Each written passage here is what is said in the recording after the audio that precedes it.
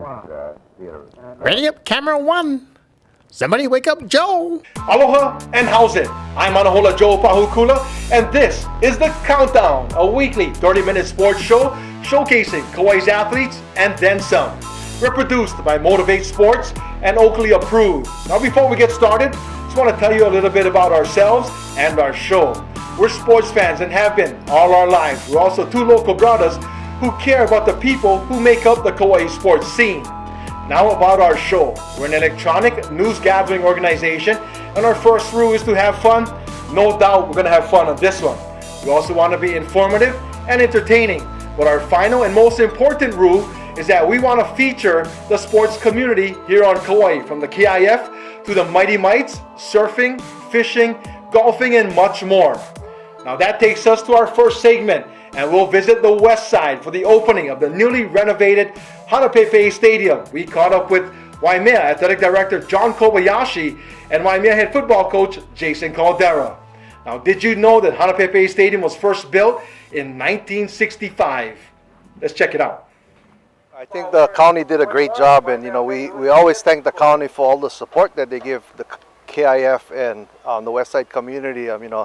They go above and beyond the call, and if you look at the stadium right now, it's in great shape. The stands are beautiful. I mean, with all the construction work here, the field still looks good. So the crew, Mr. Agu and staff have been doing a great job, and we're real thankful for them. I understand that this is only phase one of what, 2 phases? Well, right now I think what's next in the plans is they're gonna start a concession stand, bathroom facility, and a ticket booth. So it's more open to the back of the stadium instead of having to walk around. Now, this stadium's still going to be multi-use for baseball and soccer as well? I believe so. Right now, if you look at the configuration of the major stands here, it's kind of configured for baseball, where the stadium line is going to be the outfield line. Oh, yeah, that's a big change, huh? Yeah, it's gonna make the park a little bit longer. So just gotta wait and see and how everything works out with a little bit of adjustments. Everything should be fine. I went up into the press box, and I gotta say thank you, because it's bigger, there's more room for everybody, and I guess now can fit everybody comfortably up there, huh? Well, the planning was done well by Mr. Trujillo. I think right now the press box has 3 rooms, and each room is separated, and there's ample room for the announcers, there's ample room for both coaching staffs. And I think what we talked about is eventually hoping to fence off the rooftop, so that we can put the cameras and everything else on top of the roof. So it makes that area clear up there. Now, the wooden bleachers that was here, what happened to it? I think they were destroyed and recycled, reused. They were here for a very long time, and they were here from when I played Pop Warner in high school, and they've been a mainstay. But modern times call for modern measures, so it does make the stadium look a lot better. Now, at one time, I think back in the late 90s or the early 2000s, I think USA Today rated Hanapepe Stadium as the 5th best stadium to watch a high school football game in. With the renovations, does that still hold true? Well, I think it still holds true, because it's the only place where you can get right up personal with the football game, and everything is that country atmosphere. Football is king, and hopefully it's here for a long time. Feels good to be home. Now, the kids excited as well? They're very excited, yeah. Nice short bus ride, very excited. I guess it's always good to be sleeping in your own bed. Very good. Now, hopefully, and I think it's meant to be this way, that it helps generate some enthusiasm amongst the West Side fans, huh? Yeah, very enthusiastic, very exciting, not just for the whole home opener, but for the situation, within the KIF. We got something to play for tonight, so it makes it extra special. And I guess for a football day, you can kind of get back to your own routine instead of eliminating the long bus ride to Lihue. Yeah, like I said, it's a nice short ride, so definitely can take our time, be a little bit more patient. Now, as far as I can remember, this is the first time they've done this kind of work to a existing football stadium. Got to feel pretty good now. Got the revamped place and looks a little bit more modern. Huh? Yeah. the county did a good job at remodeling, getting those bleachers up. It looks really nice. You know, happy that we got to play a game here this year. You know, and I think I think it's not even close to being done. I've heard that they're gonna do a couple more changes, like to the food booth and the restroom. So slowly but surely, it's turning out to be very beautiful. As a member of the media, I'm going to truly appreciate the bigger Rumia press box at Hanapepe Stadium. A huge mahalo goes out to the County Parks and Recreation Department and the Waimea High School Athletic Department. Well, alrighty then, for this one, we'll stick with football. We visited with Dick Uioka, who is most known for being a Hanapepe Pop Warner coach and being involved with the Junior Golf Association here on Kauai. But what most people did not know about Coach Uioka is that he is part of the 1955 UH football team that upset Nebraska 6-0 in Lincoln, Nebraska. Now, Coach Uioka caught one pass for 14 yards in that game. That win by UH is considered one of the biggest upsets in college football and UH football history. Here's his story. We were called the Rainbow Warriors, and we had a rainbow-colored orange, blue, not like today, that black and green, white today. No, I still like the rainbows because the rainbow, when we played at the Honolulu Stadium, the Termite Palace down on King Street, when the rainbow came over Manoa Valley, that was good luck for the rainbows. But what was the transportation from Hawaii to Nebraska like, and how did the Nebraska crowd receive you guys? Okay, when we were on propeller planes then, and it took us about 9 hours to get to Los Angeles, and about another 8 or 9 hours to get to Lincoln, Nebraska. Milk runs stopping all over, and you know, when we got there in Hawaii, we give people leis when they greet for greetings. And when we landed, they gave us all an ear of corn with an N on it because they're the Nebraska Corn Huskers, right? They gave us an ear of corn. Game day. You know, I think he told me a story that they lined the streets was all red and white, and Before the game, like on Fridays when we went into town, the town was lined up with red flags, Nebraska flags, and when we went in, they told us, thanks for coming for the scrimmage. So that, the boys got riled up about that. And game day came, was 95 degrees. And when we came out of the stadium, out of the locker room, and we saw Nebraska, the players were lined up all on one knee, about 100 of them, all in red, and they were trying to intimidate us because we went up with only 25 guys. I know the article said 28, but it's really 25, right? 25, and my friend Di Kadama couldn't play, so we actually had 24 players to play, and I think 2 or 3 coaches went up with us. Now, how many people from Kauai was on the team at the time? We had 3 players, Di Kadama, quarterback, Freddie Nagara, quarterback, and myself, 3 from Kauai were on that team. Now it's game time. Talk about the game. Talk about the winning play. We played 9 front. So we stopped the run, and they didn't pass much, but according to the stats, they passed more than us, but I can't remember that. And then it was a long game, very defensive battle all the way. And in the last, Fred Nagara got hurt. And when Kawaki came in as a quarterback, he ran the crossback play twice in a row, and we went down to the goal line. And we were going to jump pass for me, but he fumbled the ball, and we told him, let's punch the ball over. So we gave it to Harper Freitas, and he went over 6-0. And you want to talk about my friend Don Botello? His claim to fame is he missed the extra point, the only one he missed in his life. So that's his claim to fame. Don's a very successful coach in Honolulu. Now, you guys, the game's over. You guys come home. What kind of reception did you get from the Hawaii fans as you guys came home? Well, it didn't really sink into us really until we came home.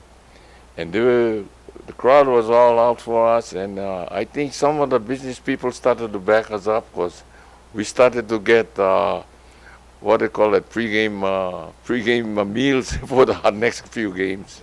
Thanks to them. Now, again, you guys go into Lincoln. They're ranked #1. You guys beat them. When did it sink in to you, or maybe you and your teammates, that what you guys have done? First of all, I don't know if they were ranked #1, but they played the Orange Bowl the year before. But like I said, it's when we came home and everything started to because we lost the next game, so that was kind of disappointing. But we had injuries too, so we didn't have our quarterback for San Jose game. So yeah, it was a really surprising thing when we came home how they treated us. Thanks.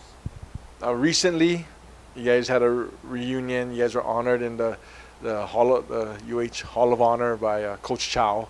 And is that the last time you guys as a team got together, or most of you got together?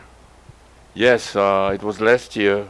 I forgot the game. I think it was UC Davis. UH was going to play, and Coach Chow invited us for team dinner the night before, and to get on the field for the game.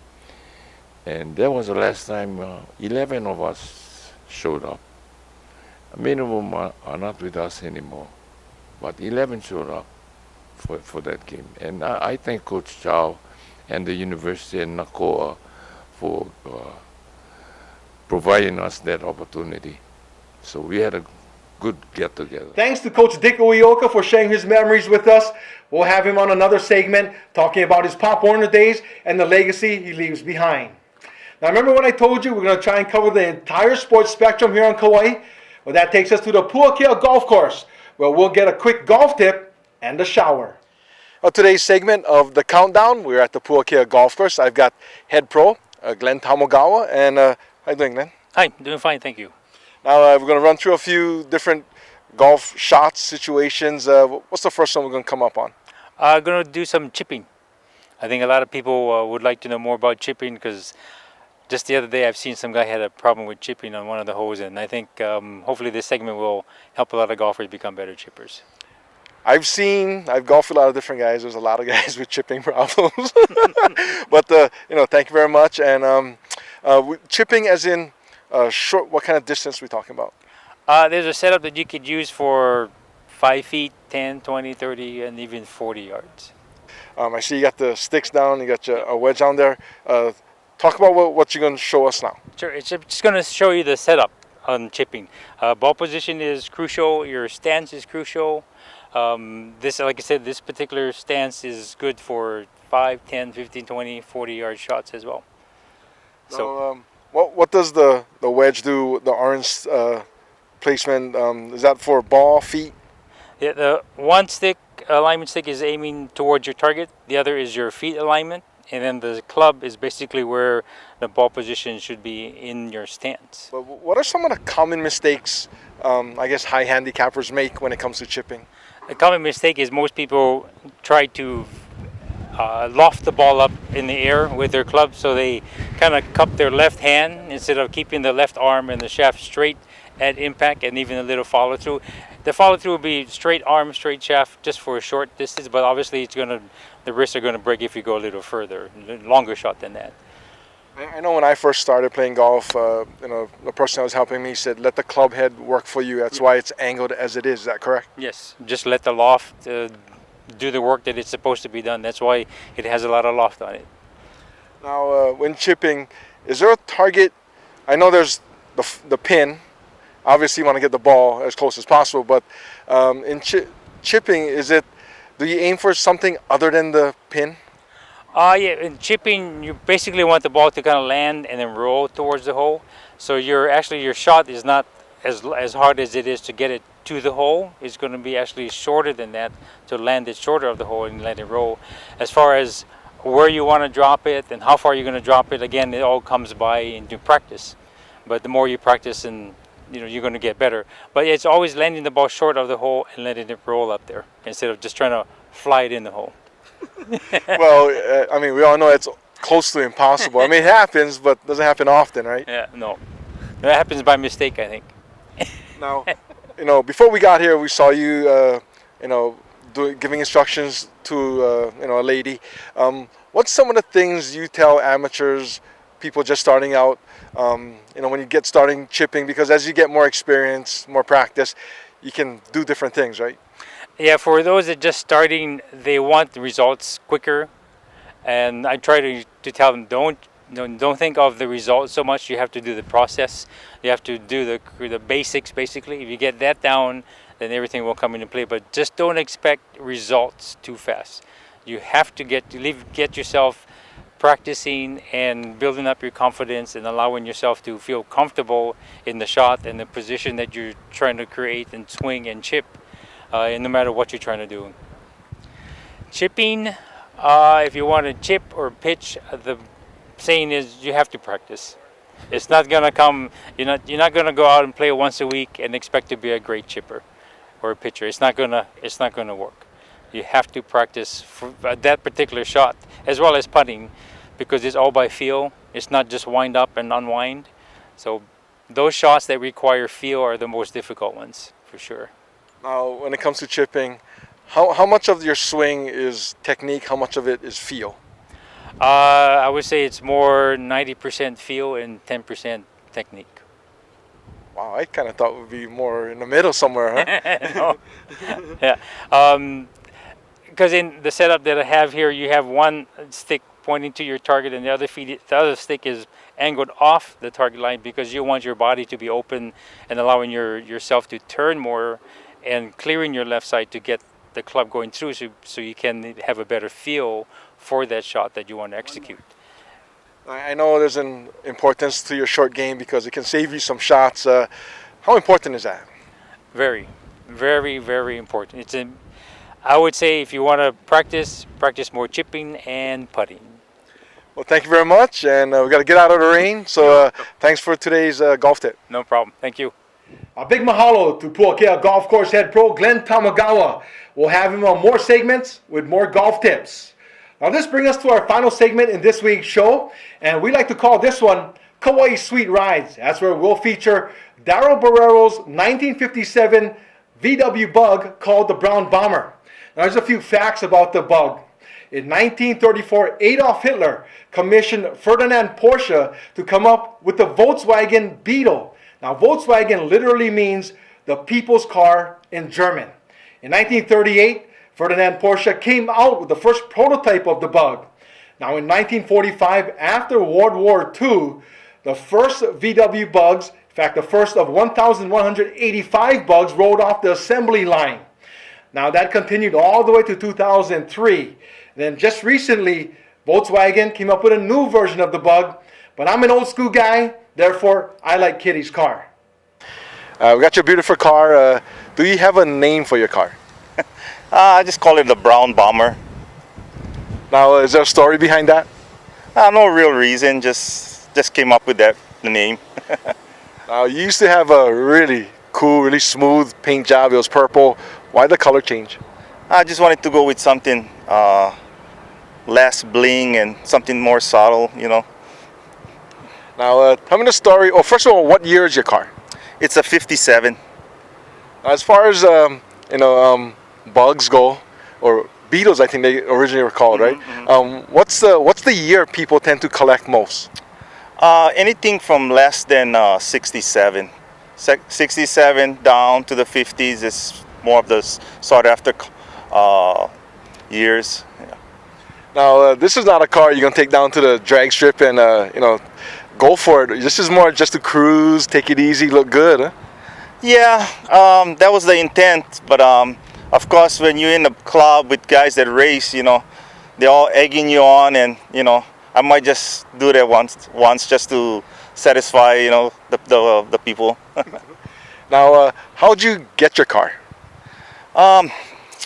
It was mentioned by my son. He worked with the owner of the car, and one day he knew I was looking for a car, and he came home and he told me, "Dad, there's a baby window." And I was like, "Baby window? I don't think you know what you're talking about, because back in the day you couldn't find a baby window." And we went to the house, and I said, "You want it?" And I said, "Let's get it."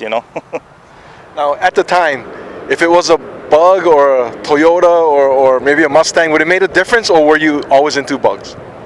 Bug, no doubt. Yeah, always was. I was brought up with Volkswagens. During high school, I hang out with people that were Volkswagen enthusiastic, and so it just went on from there. Now, tell me about your car, because you open up the engine, the front trunk, and the interior is pretty smooth too. Yeah. Well, the car is paint job is what they call a Western brown. Of course, it has a modified engine. It has a 2275 cc motor, performance trans, and of course, when you build up a motor like that, you need to brake. So it's modified with all disc brakes around. Also changed all the electrical work. I mean, back in the day it was 6 volt, so you had to convert it into 12 volt. We wired everything, modern lights like LED lights and stuff, tack and gauges and stuff. I couldn't even ask about the money, because I know it's kind of plenty, but what's the time period that took you to put together this car? Well, the first year I got it, I just drove it like that and tried to enjoy it, because I didn't drive a Bug for almost 20 years, so I just wanted to drive. And then I started meeting people in the Volkswagen and seeing how their cars looked tricked out, and I was like, oh man, and then it just escalated from there. This is the second paint job. This is the third motor now, and yeah, it's gotten out of hand. I just asked my wife. What else modifications did you make? Because it looks like it's dropped a little, huh? Yeah, obviously, yeah, we lowered it a few inches, the back and the front, and narrowed the front beam to accommodate the aftermarket wheels and stuff. Yeah. Also changed the steering out, where we have a quick release, so like if anything happens, you can just take the steering wheel out. Obviously the car is small and I'm fat, so I need something like that so I can get out of the car in case anything happens. You have some things on your car that I would think is fairly unique, especially the front emblem in the state emblem in the front of the hood. Mm-hmm.